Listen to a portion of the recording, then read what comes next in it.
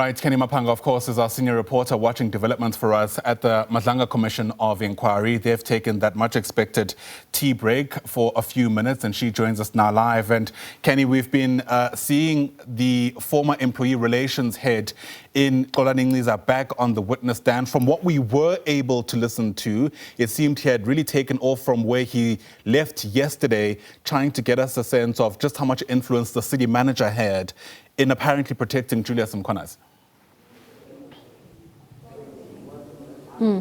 Indeed. Good morning to you, Ayanda, and to the viewers at home. But I think the assessment goes much further as the hearing continued this morning. As you can see, the Madlanga Commission is now trying to test what the disciplinary proceeding system is within the city of Ekurhuleni. This is to test the alleged interference and what kind of, regulatory standards are in place to withstand this kind of alleged interference. Now, this kind of test comes about in the wake of the allegations that he's making about the level of unprecedented interference or alleged interference that he alleges he received, particularly from the former city manager, that is Dr. Imogen Mashazi. Now, he hasn't explained in quite definitive detail what the proximity between Brigadier Julius Mkhwanazi and Mashazi is alleged to be, but he states that there was an overarching effort to ensure that this particular individual is not charged and he's shielded from any form of accountability in the wake of very serious allegations that places Mkhwanazi as well as his specialized services unit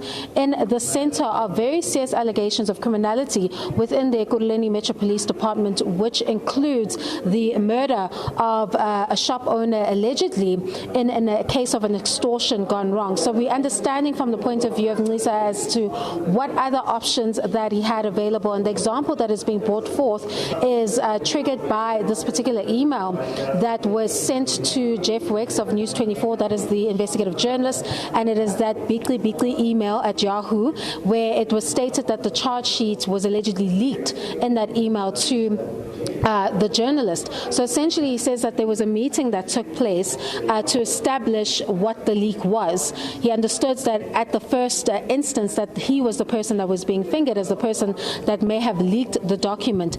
But once those officials, and he fingers Dr. Imogen Mashazi as well as the HR head and the legal head as those individuals that were trying to figure out how this particular charge sheet got out into the media. And he states in his testimony that once it was figured out that it wasn't him, the goalpost then shifted not to, attack the individual allegedly that would have leaked the document, but to ensure that there are systems in place that ensure that this charge sheet does not get leaked again, or that this particular individual, being Mkhwanazi, is, not held accountable in light of this charge sheet that is now being put out in the public. So he's stating that in this, his level of, expertise or his experience as that head of employee relations, he's never experienced this level of alleged interference and this level of effort to bend the rules or the system to ensure that accountability doesn't take place. So where we are currently is he explaining the system as well as how the system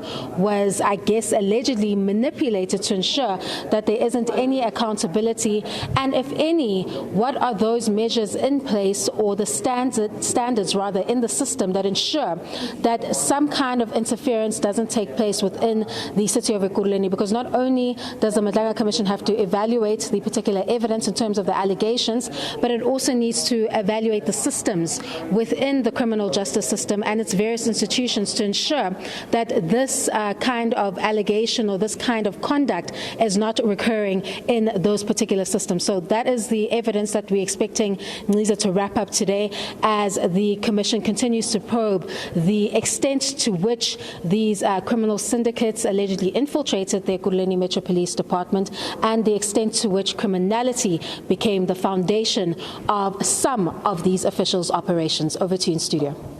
Kenny Mapanga doing a great job as always. Live to us there from the Brigitte Mabandla Justice College. For now, thanks very much indeed.